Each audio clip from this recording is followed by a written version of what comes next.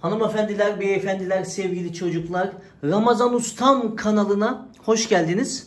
Her sene kavanoz iç yağ hazırlarım arkadaşlar.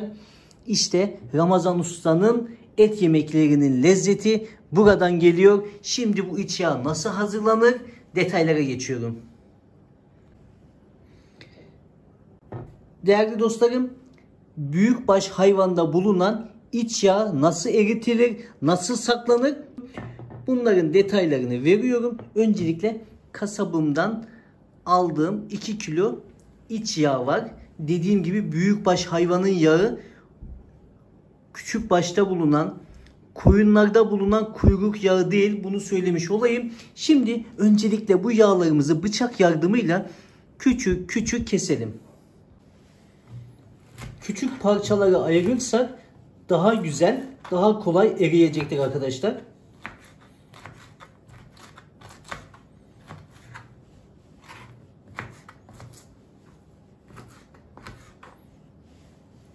Bu şekilde hepsini keselim. İç yağımızı eritmeye başlayalım. Arkadaşlar, geniş bir tencere aldım. Tenceremizin ısınması önemli. Şu anda tenceremin iyice ısındı. Kestiğim iç yağlarımı tencereme alıyorum. Bakın, sıcak olduğu için hemen erimeye başlayacak. Ara ara karıştırıp orta ateşte arkadaşlar, ateşimizin derecesi yüksek olmasın, yağımızı yakarsınız. Bakın, hemen erimeye başladı, görüyor musunuz? İşte bu şekilde güzelce yağımızın erimesini bekleyelim. Arkadaşlar bakın, yağımız erimeye başladı. Buradaki püf nokta, bütün yağın komple erimesini beklemiyorsunuz. Eriyen yağın hemen yanında bir borcama ya da bir tencereye aktarılması lazım. Bunun için bir kepçeyle şöyle yağı alıp süzgeç yardımıyla tenceremize, borcamımıza bu şekilde süzüyorsunuz arkadaşlar. Bu önemli. Eriyen yağımızı komple süzelim. Süzgeçte kalan erimeyen yağı tekrardan tenceremin içine alıyorum. Bu şekilde süze süze komple yağımızın erimesini bekliyorum.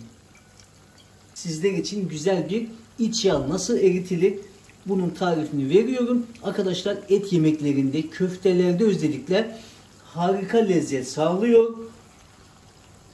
Günümüzde çok tercih edilmese de, sağlıklı değil diyenler olsa da, bence hayvanın kendi iç yağı, orijinal yağ, sağlıklı bir yağ. Ben hiç evimde margarin kullanmıyorum. Et yemeklerinde özellikle, köftelerde muhakkak erittiğim bu yağı kullanıyorum. Ustam, tavsiye eder misin? Evet arkadaşlar, bence sağlıklı. Ayarında yerseniz, tabii ki de her yemek bundan yapılmaz. Ama et yemeklerinde özellikle, saç kavurmada, köftelerde muhakkak bu yağı kullanın. Eriyen yağı kepçe yardımıyla alıp süzgeçten borcamıma süzüyorum. Daha sonra süzgeçte kalan erimemiş yağları tekrar tencereme alıyorum. Bu şekilde devam ediyoruz. Arkadaşlar bakın, yağımız hepsi eridi artık. Çok az erimeyen kıkırdak dediğimiz bölümler kaldı. Şimdi hepsini süzgecin içine alıyorum. Kalan kıkırdaklarımızın üzerine şöyle kepçeyle bastıralım. Bütün yağın borcama gelmesini sağlayalım. Evet arkadaşlar, bizim kullanacağımız iç yağımız bakın burada hazır. Arkadaşlar, isterseniz iç yağımızın borcamda donmasını bekleyebilirsiniz. Beyaz bir renk alacak. İsteyen arkadaşlar yine kepçe yardımıyla bir tane kavanoza güzelce doldurup kavanozun da kapağını kapatıp bu şekilde de muhafaza edebilirsiniz. Ben şimdi kavanozumu dolduracağım. Arkadaşlar, kavanozumu doldurdum. Bu şekilde donmasını bekleyeceğim. Daha sonra kapağını kapatıp buzdolabında saklayacağım. Kalanını da borcamda bekletiyorum. donmuş son halini ve son aşamada neler yapacağız onu da birazdan paylaşacağım. Arkadaşlar yağımız dondu. Bakın bu daha önce hazırladığım, dolapta beklettiğim, rengi hafiften sarardı.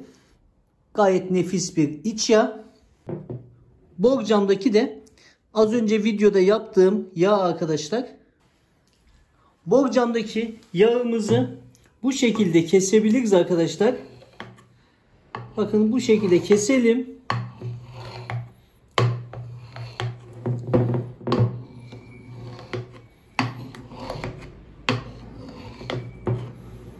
Arkadaşlar şöyle kalıp kalıp poşetime koyuyorum, buzdolabı poşetime.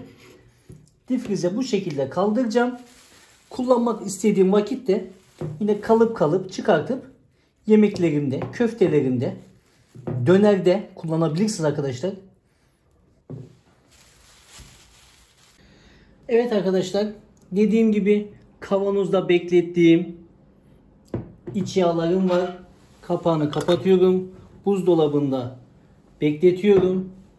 Bu şekilde parça parça çıkartıp kavanozdan yemeklerimde kullanıyorum. İsterseniz yaptığım gibi böyle poşetlere de kalıp kalıp kesip buzdolabının difriz bölümünde de bekletebilirsiniz. Evet arkadaşlar, bugün sizler için hayvansal iç yağ nasıl eritilir, nasıl saklanır, bunların detaylarını verdim. İnanın sağlıklı bir yağ. Bize bu yağı yıllarca zararlı dediler, yemeyin dediler, bunun yerine margarin yiyin dediler. Ama Ramazan Usta hiçbir zaman margarin kullanmıyor. Muhakkak iç yağını et yemeklerinde, köftelerde ve döner yaparken muhakkak kullanıyorum. Bir videomuzun daha sonuna geldik. Videomuzu beğendiyseniz beğenmeyi, yorum yapmayı ve kanalımıza abone olmayı unutmayınız. Yeni videolarda görüşmek dileğiyle, ailenizle, sevdiklerinizle mutlu kalın, sağlıklı kalın, hoşça kalın. Ramazan Ustam kanalında kalın. Bu hafta da bizden bu kadar. Eyvallah. Allah'a emanet olun. Hoşça kalın.